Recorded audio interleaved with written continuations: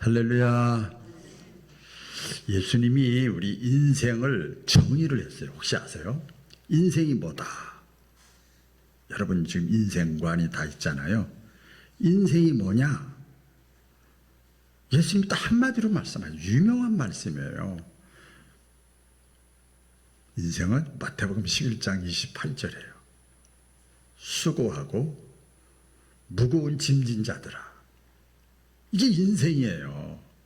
사람이 살고 있는 곳에는요, 아무리 잘 살아도,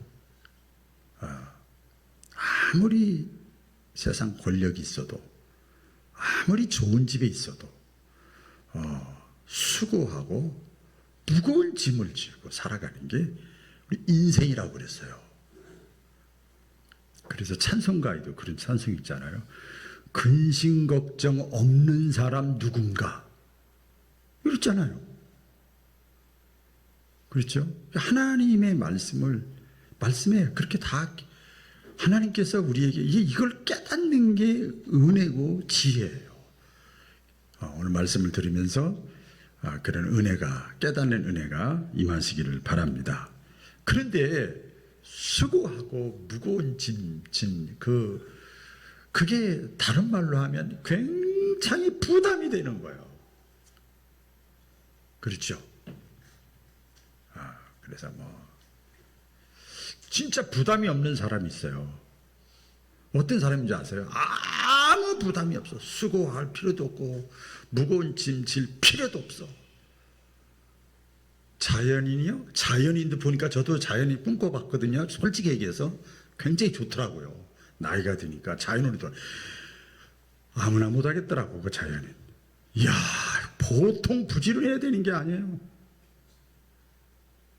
진짜 수고하고 무거운 짐을 다 내려놓고 내려놓은 존재가 있어요. 어떤 사람일까요? 죽은 사람이에요. 아무 부담 없이 살고 싶으면 그냥 죽으면 돼. 그렇죠. 우리가 사실이 그렇잖아요. 학생이 오늘도 이렇게 대화를 나눠보니까 넌 뭐가 제일 지금 부담되냐 그랬더니 고등학교 진학하는 거예요. 그러더라고요. 여러분, 학생이 학교에 가는 게 부담이에요. 또 학교에서 또 학교 가는 것도 부담인데 또 시험까지 봐. 그 부담이에요. 스트레스 받아요. 그런데 그게 부담된다고 내가 피하면 어떻게 될까? 그 학생이. 사실 지금 오늘 말씀에 깊게 들어가기 전에 우리 상식적으로 성경 얘기를 하는 게 아니에요. 지금 결혼을 했어요. 그 집안에 가장이 됐단 말이에요. 가장이 됐는데 일하는 게 싫은 거야. 일 나가는 게 싫어. 부담돼. 스트레스 받아. 그래서 가장이 돼가지고 부담된다고 그걸 피하면 그 가정은 어떻게 될까? 그 가정은 어떻게 될 것 같아요? 이렇게 한마디를 이렇게 비유를 들면 여러분 천마디를 깨닫는 은혜가 임하시기를 바랍니다. 그 가장뿐만 아니라 엄마도 마찬가지죠. 젊은 엄마든 나이 들은 엄마든 마찬가지죠. 그 사실 제가 보니까 음식 만드는 거 그거 보통 그 부담되는 게 아니야. 뭘 해야 될까? 남자들은 그걸 잘 몰라. 저도 전혀 몰랐어요. 근데 나이가 좀 들면서 알겠더라고. 제가 서울에서 광주에서 목회할 때는 한 달에 집에서 밥 먹은 적이 별로 없어요. 다 밖에서 먹었어요. 그러지 몰랐는데 여기서 목회하면서는 보이더라고. 그게 막 부담돼서 신경 쓰는 게 보이더라고요. 음식 만드는 게 부담된다고 음식을 안 만들면 어떻게 되겠어요? 여러분 생각해 보세요. 어떻게 되겠냐고요. 그리고 젊은 엄마가 자식을 낳았어. 근데 자식 키우는 게 여러분이 보통 일이 아니에요. 그렇죠? 이게 보통 일이 아니에요. 자식 양육하고 키운다고 그게 부담된다고 내가 피하면 그 자녀는 어떻게 되겠어요? 어떻게 되겠어요?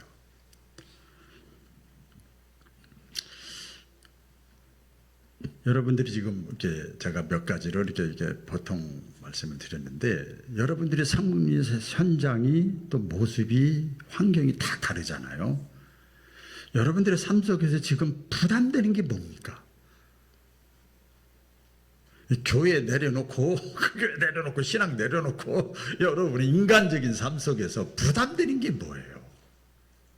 스트레스 받게 하고 나를 힘들게 하는 게 뭐예요? 어떤 분은 또 얘기를 했더니 일 나가는 게 제일 부담된대. 딱 그런 분도 있더라고요. 있을 거예요. 이제 본론으로 들어가면 11월 16일 날이에요. 1년에 한 번 추수해요. 그렇죠? 11월 16일 날 추수감사절. 그래서 영혼구원, 영혼초청 주일로 우리가 하나님 앞에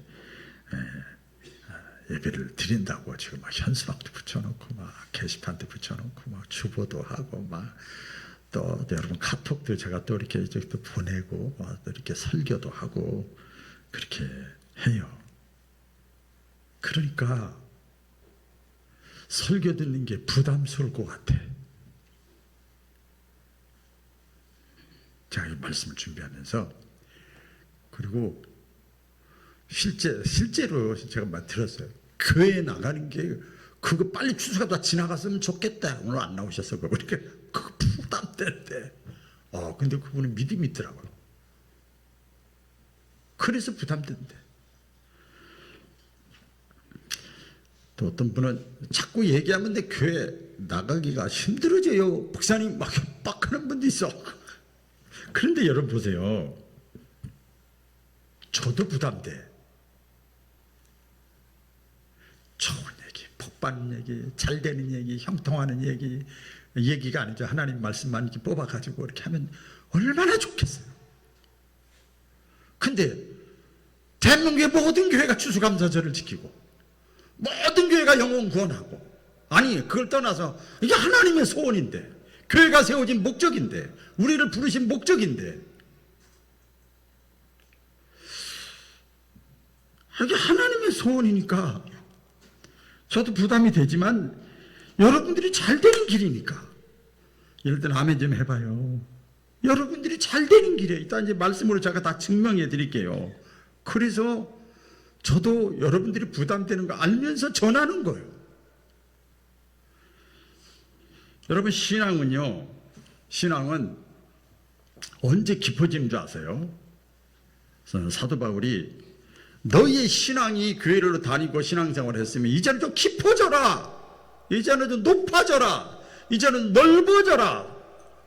아직까지 너희들이 얇으냐. 사도 바울이 그렇게 권면했던 성경 말씀이 있습니다. 우리가 인생을 살아가면서도 보면 어리고 젊을 때, 나이가 젊을 때, 어릴 때, 이때는요 자기 생각만 합니다. 그렇죠? 그 어린아이가 부모 생각하겠어요? 형제 생각하겠어요? 가정 생각하겠어요? 아무 생각도 안, 자기 생각만 하기 때문에요. 어떤 말을 들어도 자기 중심으로 탁 돼 있어서 어떤 말을 들어도 따라해 보겠습니다. 어떤 말을 들어도. 어떤 말을 부모님은 사랑 안 하는 거 아니요. 그런데도 어떤 말을 들어도 부담감을 안 가집니다. 그냥 쌩까면 돼. 젊은 애들 표현대로 하면 그냥 무시해버리면 돼. 그런데요, 여러분, 나이가 들어서 어른이 되면은요, 물론 육체적으로는 정신적으로 쇠퇴하고 힘도 빠지고 그러지만 이게요, 신앙적인 책임감이 더 커지는 거예요. 신앙적인 책임감. 젊었을 때는 막 열정으로 막 달리잖아요. 근데 이제는 나이가 들면은요, 이제는 책임감 있어요. 책임감. 사명감이라고 할까요? 그것으로 가정을 세우고 교회를 세우는 거예요. 근데 이때 이제 우리가 이제 여러분 개인적인 삶도 그렇고 신앙적으로도 그렇고 이때 문제가 있어요. 그게 뭐가 있냐면 막 소리들이 들려옵니다. 이게 영의 소리라고 할 수는 없고 그냥 막 이 생각 저 생각이 막 소리들이 내 귀에 마음에 막 들어옵니다. 나이가 들었으니까 이제 좀 쉬어야지. 과거에 젊었을 때 얼마큼 열심히 했냐. 그 두 번째고 육체가 쇠퇴하고 정신도 약하고 그러니까 이제 좀 쉬어야지. 그리고 편하게 살자. 편하게. 제일 편한 건 죽음이라니까 여러분. 편하게 살자. 부담 없이 살자. 이게요. 엄습해와 막 계속 와요. 근데 여러분 성경을 보세요. 우리는 동물이 아니에요. 하나님의 형상을 받고 이 땅의 삶으로 끝나는 존재가 아니라 하나님의 현재와 내세의 모든 것의 주인 되신 분이에요. 그 하나님께서 말씀을 하셔요. 거룩한 부담은 피하지 말아라. 따라해 보겠어요. 거룩한 부담은 피하지 말아라. 하나님이 말씀하시는 거예요. 그런데요, 이렇게 하나님의 말씀을 지금 뭐 2달 동안 계속 말씀을 전하고 이렇게 하고 저렇게 하고 다 해도 부담이 없는 사람이 있어요. 근데 부담감이 있는 사람이 있어요. 이 부담이 자꾸 된다는 것은 믿음이 있다는 증거예요. 조금 더 구체적으로 보면 부담이 된다는 것은 이 바울교회를 내가 사랑한다는 증거예요. 여러분 지나가는 다른 교회 사람들한테 또 신앙 없는 사람들한테 말씀을 전하면 아무 부담 안 갖잖아요.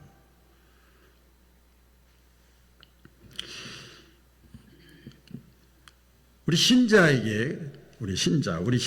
아까는 뭐 학생, 어머니, 아버지 다 얘기했는데 우리 신자에게 이 거룩한 부담은요.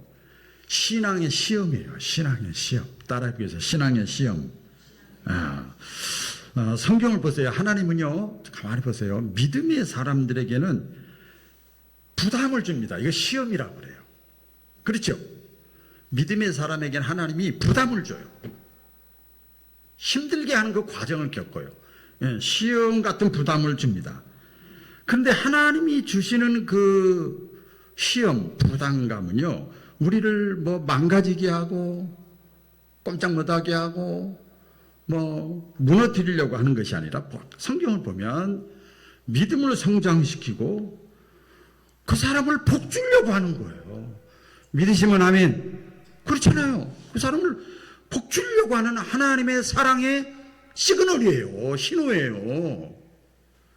혼자 안 되니까 사건을 통해서 교회라는 공동체를 통해서 하나님이 이렇게 시그널을 보내는 거거든요. 가정의 문제를 통해서. 보실래요? 다 예화들은 없습니다만 아브라함 있잖아요. 아브라함이요. 사랑의 시험을 하나님께 받았어요. 내 아들 독자 번제로 드리라. 불태워서 아들 독자를 드려라. 이건 상상할 수 없는 부담이에요. 여러분 평생을 기다려서 100세 때 낳은 아들을 하나님이 다시 드리래. 믿음으로 드립니다. 이렇게 할 수 있겠지. 진짜로 드리는 거예요. 번제물로. 네가 사랑하는 독자를 드리라는 거예요. 하나님이 네 독자 드리라. 네가 제일 사랑하는 독자. 그걸 드리라는 거예요. 근데 아브라함은 우리 잘 알잖아요. 그 하나님의 말씀을 듣고 순종의 걸음을 멈추지 않았어요. 3일 길을 걸어가면서도 계속. 그리고 결국은 결정적인 순간에 아들 이삭을 번제물을 드리려고 하는 그 결정적인 순간에 하나님께서 말씀하시잖아요. 아브라함아, 알았어. 나는 네가 나보다 네 아들 독자를 더 사랑하는 줄 알았어.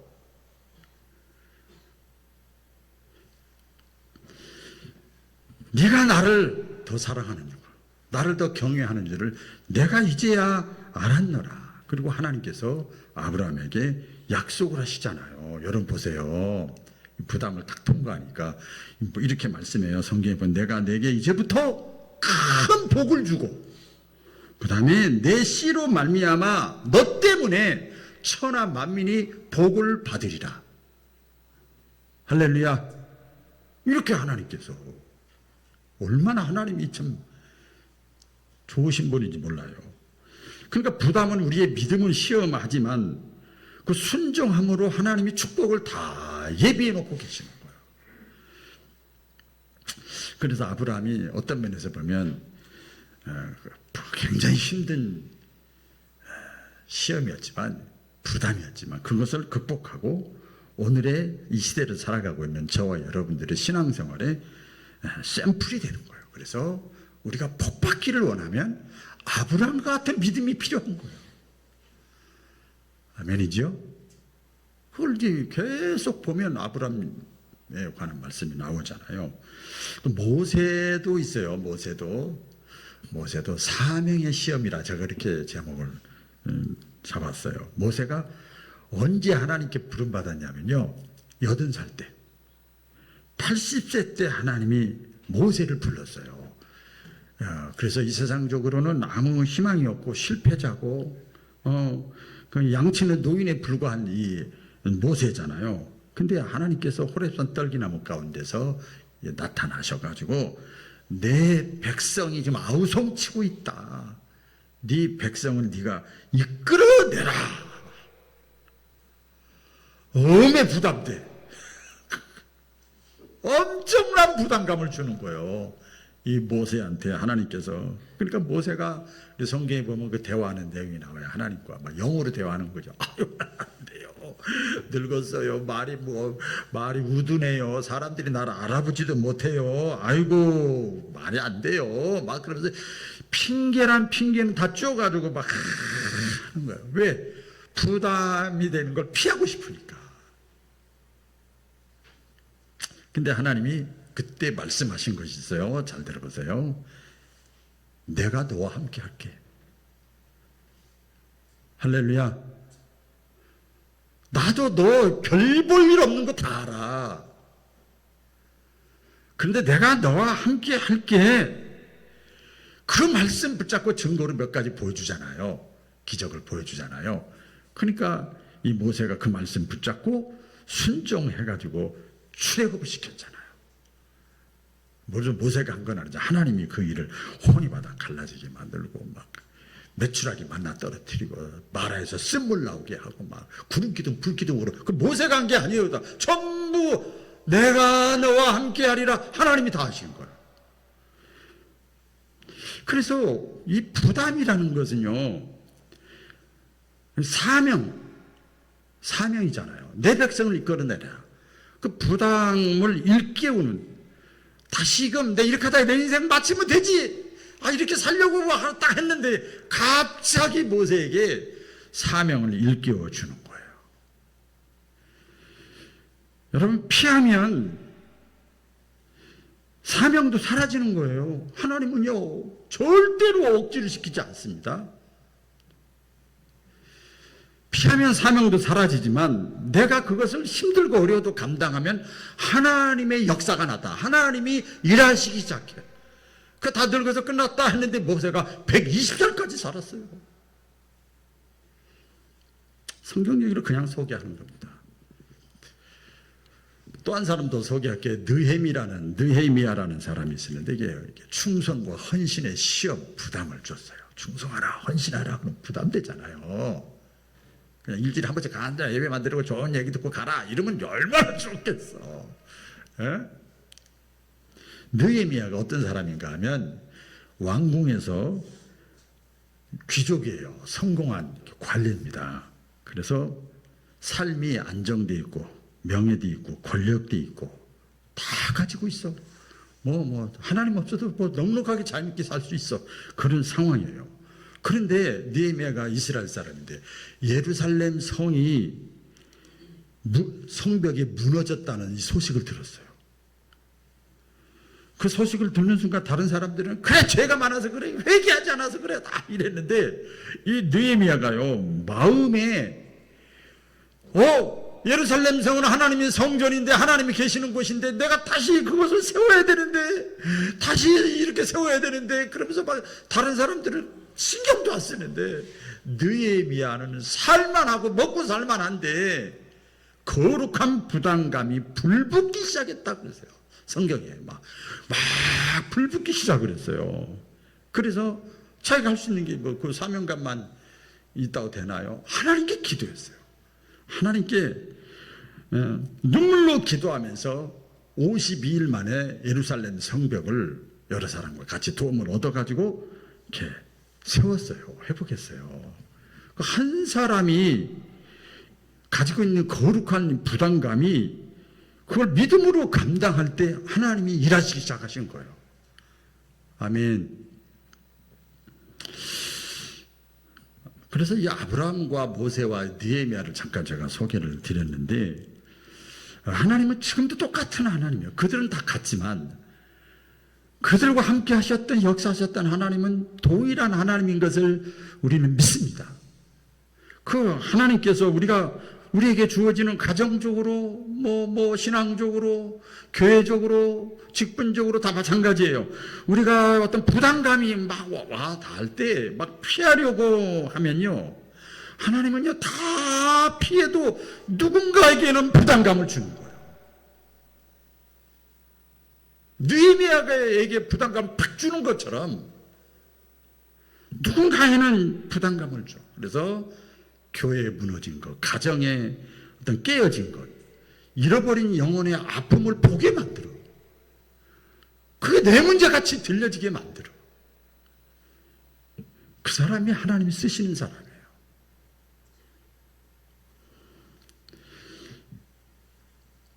이 거룩한 부담이라는 말을 제가 이렇게 제목으로 좀 하고 있는데요. 거룩한 부담은요, 영적으로 아기를 낳는 거예요. 영적인 출산입니다. 이 거룩한 부담, 거룩한 거예요. 거룩한 거. 가치 없는 게 아니라 굉장히 가치 있는 거예요. 소중한 거예요. 거룩한 부담은 새로운 생명이 태어나는 진통과 같다. 새로운 생명이 태어나는 진통과 같다. 여인이 아기를 낳기 전에 진통을 겪잖아요. 똑같아요. 성경을 이렇게 비유로 말씀했어요. 하나님이 우리의 진통, 이 진통을 부담이라고 그래요. 부담. 아이고 아플 텐데 주사 맞게. 주사 맞으면 아이고 이게 부담되잖아요. 잠깐이지만 아기를 낳으면 또 그 진통이 있으니까 부담되잖아요.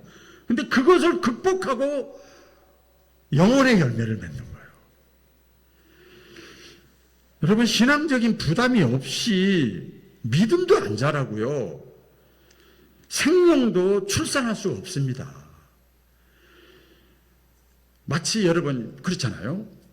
그 출산을 앞에 놓고 당연히 거쳐야 되는 게 뭐냐 하면,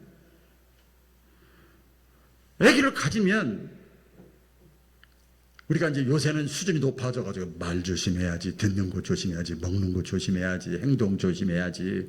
그렇죠? 그렇죠? 다 그게 조심하는 게 부담이에요. 그 과정을 거쳐야 되는 거예요. 거쳐야 되는 거예요. 더 나아가서 해산의 수고가 있어야만 새 생명이 나오는 것처럼 이 영혼이 구원받는 거.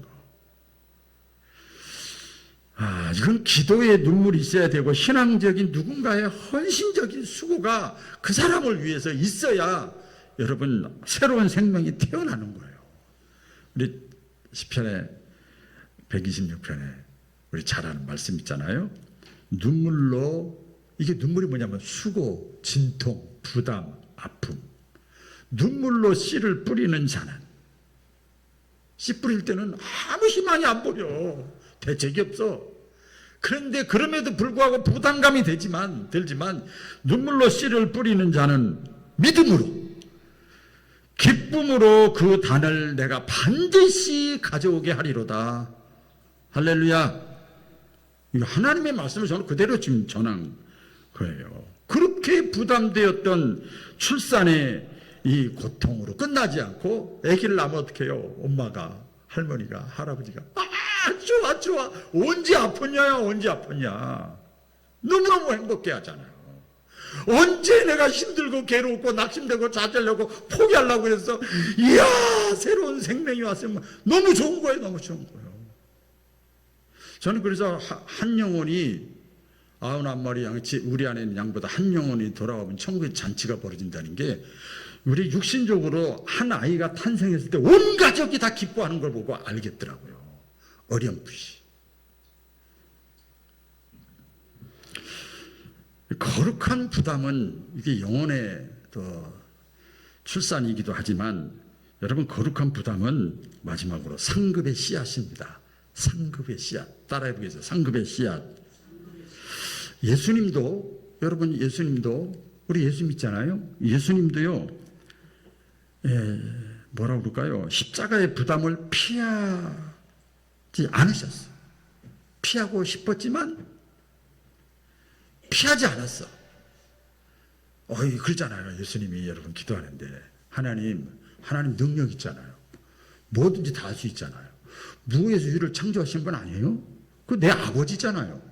근데 꼭 내가 이렇게 고통을 받으면서까지 그 영혼을 구원하고 인류를 구원하고 뭐 그렇게까지 할 필요가 뭐가 있어요?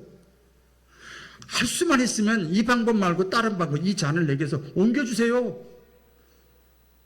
안 하겠다는 게 아니야. 예수님이. 그런데 기도하는데 성령 하나님께서 그래도 그게 내가 원하는 거다. 그래서 그 부담감을 예수님이 십자가를 지심으로 감당하셨잖아요. 그래서 저와 여러분들이 예수 믿고 육신의 삶이 끝나고 영원한 하나님의 나라에 갈 수 있는 구원과 영생의 복을 누리게 될 줄로 믿습니다. 그렇게 된 거예요. 하나님은요, 성경을 다 보면 부활장이나 구약이나 신약에 보면요, 우리가 믿음으로 하는 모든 수고는 결코 헛되지 않게 하시겠대. 믿으시면 아멘. 네. 천국을 세계를 많이 꿰고 있는 사도 바울이 그랬어요. 우리가 믿음으로 주를 위해서 하는 수고는 그 수고가 부담이란 말이에요. 결코 내가 헛되지 않도록 하겠다. 그게 기도가 될 수 있고요. 그게 전도가 될 수 있고요. 그게 헌신이 될 수 있고요. 그게 용서가 될 수 있고 그게 인내가 될 수 있어요. 헛되지 않겠다는 게 뭐예요? 사라지지 않게 하겠다. 내가 기억한 대로 내가 반드시 응답하고 보응해 주겠다. 오늘 본문이 그 내용 아닙니까? 오늘 본문 자 7절과 9절만 제가 이렇게 적어놨는데 다 같이 한번 읽어보겠습니다. 시작. 스스로 속이지 말라. 하나님은 업신여김을 받지 아니하시나니 사람이 무엇으로 심든지 그대로 거두리라. 우리가 선을 행하되 낙심하지 말지니 포기하지 아니하면 때가 이름에 거두리라.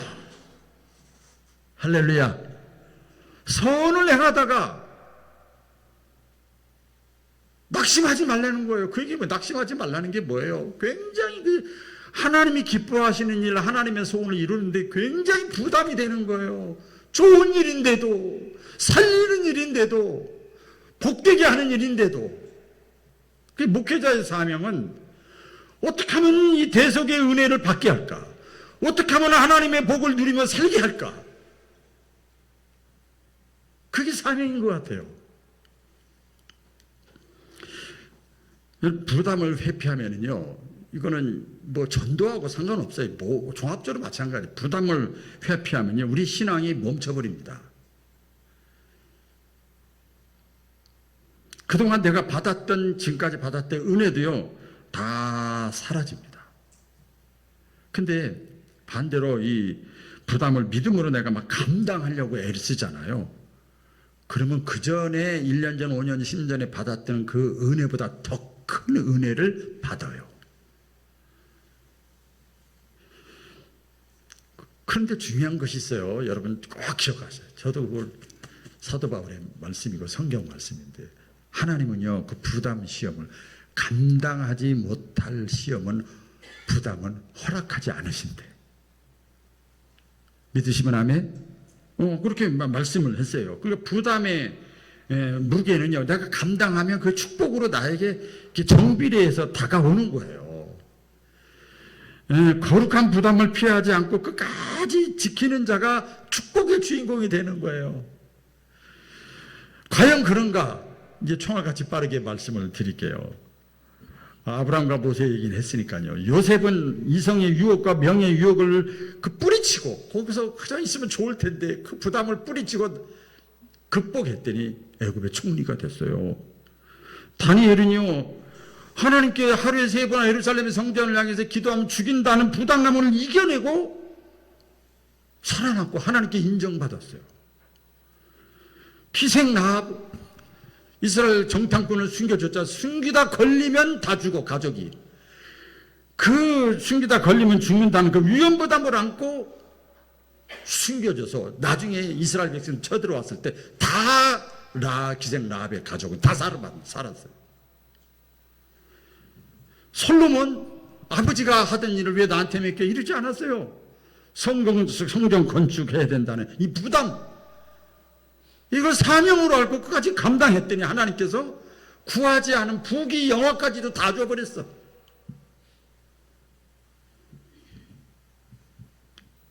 구레네 시므온, 예수님의 십자가를 대신 억지로 졌잖아요. 이따 오예배 시간에 이제 더 깊게 나눌 텐데, 대신지는 전혀 관심이 없었는데 대신 이 구레네 시므온 예수님의 십자가를 졌더니 그 자손이 다 복을 받았어. 오늘 우리에게도 신앙의 부담, 사명의 부담, 전도의 부담 다 마찬가지죠. 신앙적으로 하나님을 기쁘시게 하면서 살아가려고 하는 그 마음이 부담이에요. 어떻게 보면 그걸 피하지 않고 감당하는 교회가 하나님이 끝까지 사용하십니다. 그것을 피하지 않고 끝까지 감당하려고 하는 그 개인을 하나님은 그 사람을 외면하지 않고 반드시 복을 주십니다. 여러분, 부담을 피하지 않기를 바라고요. 특별히 나이 드신 분들이 많이 계시는데 중장년의 신앙은요, 저를 포함해서 나 혼자만 잘 믿는 게 그게 의미 없어요. 남겨야죠. 이제는 끝까지 사명을 감당하는 거예요. 그래서 여러분, 이 익산 바울교회는 박운환 목사의 교회가 아니에요. 여러분의 교회입니다. 이 빈자리를 보면 부담이 느껴져야 되는 거야, 부담감. 그게 믿음이 있는 사람이고 신앙의 깊이가 있는 사람이고 교회를 사랑하는 사람이죠. 거룩한 부담을 피하지 않고 하나님의 축복의 주인공들이 다 되시기를 바랍니다.